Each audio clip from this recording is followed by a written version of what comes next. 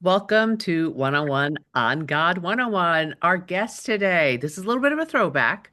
Our guests today are the latest team eliminated from the Amazing Race, sisters Natalie and Stephanie. But Natalie and I go way back, almost a decade from Big Brother 18. Welcome, ladies. Thank you Thank for having you. us, Julie. And Julie, don't Stephanie, make me feel old. well, you don't look a minute over season 18. So, Stephanie, it's lovely to meet you. So lovely to meet you, and so awesome to finally be a part of Natalie's reality, real world life. And it's been nothing but an amazing journey, and I couldn't have asked for a better cast to be a part of and a better season. So thank you for having us. It's been awesome. The pleasure is all mine. Now, we're going to get into Amazing Race and your experience and what it did to your relationship as sisters. But first, God. Um, Natalie, let me start with you because even though I've known you for a while, I don't know your upbringing, your faith story. Oh, yes. So we grew up part of our life in Venezuela, in Caracas. Our family we're Catholic, right, Sissy? We're Yeah, Catholic. we're Catholic. Grew up Catholic. But for me, I'm very spiritual. So we did grow up going to church. But for me, I would say that I'm very spiritual. I believe in God. I pray to Archangel Michael every day and Raphael for my safety and my health. So I do have a personal relationship with God. I don't go to church every week or every month or every year, but I do pray every day. And I feel like prayer is just something that's very important to my life. I'm a little bit more religious than my sister is. But I don't also, I don't read the Bible every day, but I do read something called Jesus Calling. So I love this little book. It's a prayer book, and it just gives you the best takeaways from every single passage in the Bible. And it was written by a daughter for her mother who was passing. And it's every day is a positive, it's a positive piece of motivation from the Bible. Although I'm not the most religious person out there, I'm more spiritual. Like I said, I do have faith in God and just being a good person and karma and just doing good onto the world, helping the less fortunate than myself and giving back to our communities. I read it as well every day. Oh my, mine is right here. Then you are reading the Bible because Yeah. it has scripture every day and the readings are steeped and based on yes. Yes, It's so Julie, good. every night. This Yeah, is where you girls say twinsies. Yes, crazy. please. And then at the bottom of the page they prompt you to go to certain Yes, scripture readings. Okay. yes. Stephanie, I know you grew up Catholic. What is your faith? Tell me about your faith journey. Where are you? So I kind of am I believe in spirituality, but I don't practice religion. I think everyone is entitled to practice their own religion in any way they see fit, as long as they're not harming others. And I think also too, life is about, having a moral compass and doing what's right and aligning yourself with people that also have that same moral compass. And that's just kind of what I believe in. And I think that we're all part of the same universe and that we should be treating our each other a little bit more lovingly than what we're seeing today. Agreed. Natalie, since you do read Jesus Calling daily, would you say your faith helped you or played, what role did faith play in you and Stephanie competing on The Amazing Race? Well, since I'm also very spiritual and I love also like Buddhism too. And I do love to meditate almost every day or every week. And whenever I have a moment to meditate, I am a crystals girly too. So I have all the crystals you can imagine. I actually just got back from a health and wellness and spiritual retreat in Costa Rica as well. And God is the foundation of that, and also just karma and being a good person as well. And a lot of breath work, meditation, yoga. But what I do is I've learned through my faith and through my spirituality is understanding my female intuition because we are just so powerful, right? Women are healers. We are the port of life, right? From heaven or whatever everyone believes in, right? I'm all about every religion and what everyone believes in. I'm respect it all. But wherever we come from, wherever that is, we women, we are the port that gives birth to all of us, right? So we are the port of life. And so we connect heaven to the world, to the earth. So for me, I would listen to my intuition a lot. So whatever got my gut feeling, like, because my gut feeling is always right, I realize. So tapping into that gut feeling is going to play a major role. And how we just got eliminated, I knew we shouldn't have done the poop bricks. I knew we should have done masks, and they didn't air that. And I was like, Steph, we need to do masks because we could do this. Like, mask is what would be perfect for us. And even Izzy and Paige afterwards were like, you guys are everyone's gonna scream when you see what the mask detour was because it was so easy. And we're over here just piling up horse manure. Yeah, so my intuition from my faith really helped me throughout all the legs. And then when I went against my gut instinct, that took us out. And Stephanie, what about you on Amazing Race? What was the driving force that was guiding you? I think it was this love I have for my sister and my family, and just fighting for my sister. And I know she's been on a few game shows, and I just wanted to like take it home with her and just like make her feel like the winner that she is and make my parents proud. And I think that was truly the driving force for me. Yeah. And Natalie, I heard you say before we started recording this interview, or maybe you said it in the interview, it really elevated your your relationship with your sister being on Race Together. Tell Oh, me yeah. about that. What happened? How? Oh, so me and my sister have been so close I mean, we grew up in a single parent household. Our mother is Venezuelan. We also grew up in Venezuela, moved to America. So we're very tight knit. And We've always shared a room too. So like we were in each other's lives, like literally yeah, physically and emotionally. yeah, like Julie, we grew up in a one-bedroom apartment with my mom, my sister, and me. So we were just very close. But my sister was like a parent to me.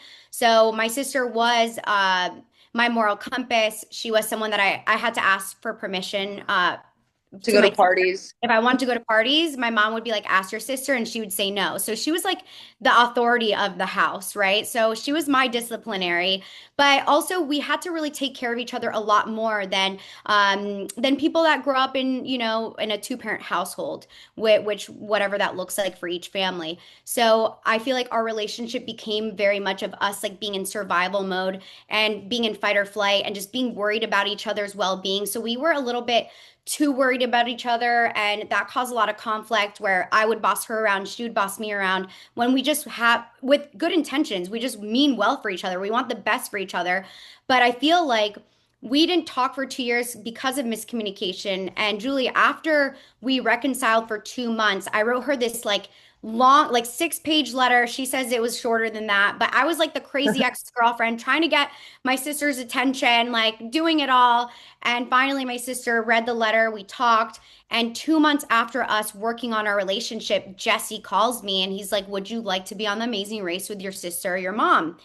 And I was like, oh my gosh, this is so crazy how it works out.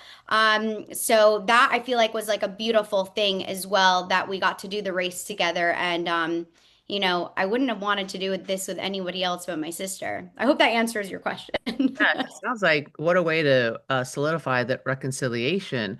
Mhm. Stephanie, what about from your perspective? How did racing around Europe with Natalie change your relationship?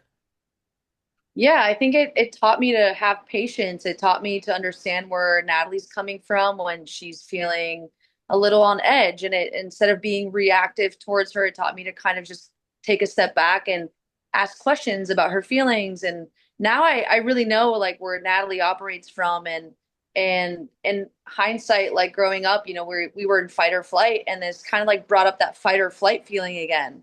And so I had to kind of like tap into my prefrontal cortex and be like, okay, well, where is all this coming from? How can we diffuse this? And how can we just logically move forward while also doing it with love and compassion. And I think that's something that really helped evolve how I handle our relationship and how I treat Natalie. Yeah. Natalie, you competed not only on Big Brother but also the challenge and now race. Yeah.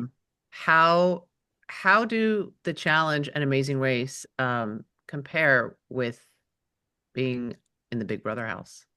Oh my gosh. I miss doing these shows. I literally said, I did a reel and a TikTok. I said, I miss the Big Brother house because these shows are next level, right? You're in other countries on the challenge and the Amazing Race, you're on other countries. Although the Amazing Race is a lot more difficult when it comes to navigation because, the challenge, you don't need to navigate. You get bussed over to your competitions and then you're in the house. The Amazing Race, you need to navigate. You need to get yourself there. You need to, there's different languages, different cultures. You're running around. You don't have a cell phone. You don't have any electronics. You got to figure out how to read maps. So you're multitasking on the Amazing Race. And then I was like thinking, I was like, Big Brother, that is like we got to stay in the house. We had a pantry filled of food.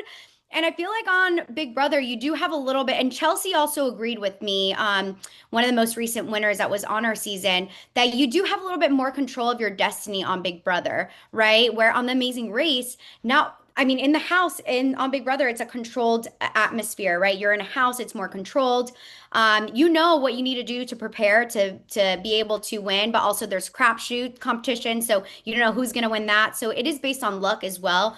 All these shows are luck driven, but also I feel like they're luck driven and performance driven and how much that you prepare driven as well.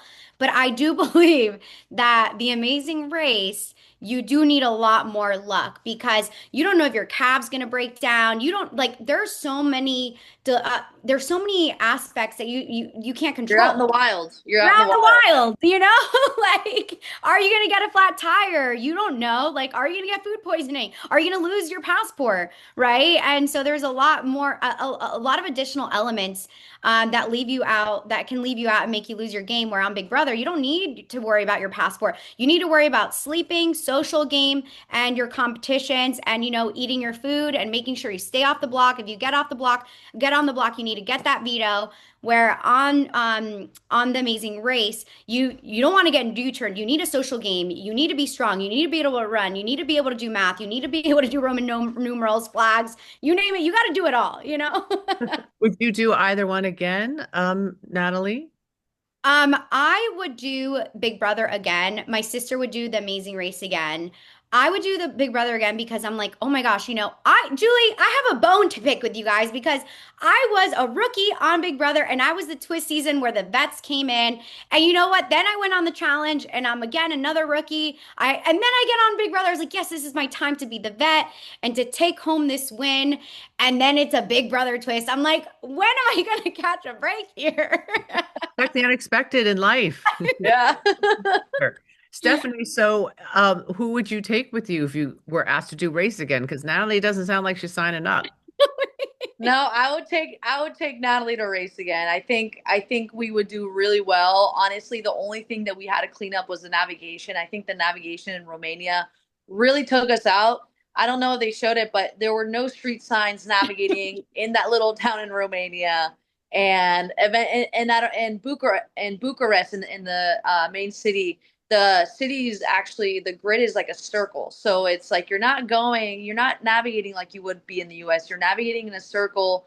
There's no street signs like you'd see in the US, and that really was difficult. So I think the navigation strategy is really what we would bring in because I feel like our competitiveness was there, our ability to complete tasks and do all these things that was required was there. It was just really the navigation that kicked our butt. Yeah. Natalie, are you still in touch with James? I'm not, but I wish everybody well. I do. Are Yeah. you in touch with anyone from Big Brother? Yes, Paul Abrahamian, that's one of my best friends. Bronte is one of my best friends. So I went to Armenia with Paul like a couple years ago. We're both going through a breakup. I was in Greece. I texted him. I was like, I'm going through a breakup. I just got cheated on. He goes, I'm going through a breakup too. I was like, where are you? He goes, I'm in Armenia. I was like, okay, let me buy my flight. I'm stopping in Rome and then I'm coming over. So I do have really good friends from different seasons of Big Brother, and I also like I Bronte and Paul. They came to our premiere party in Los Angeles. I met them for the first time a month ago for the premiere party, and they are just lovely humans. I can't believe it took me that long to meet them. Yeah. Worth waiting for. Ladies, thank you so much for your time and your energy and your honesty. And I just say, God bless you and Godspeed to both of you. Thank Thank you. you, Julie. Likewise, and have a beautiful day. Thank you. Thank you.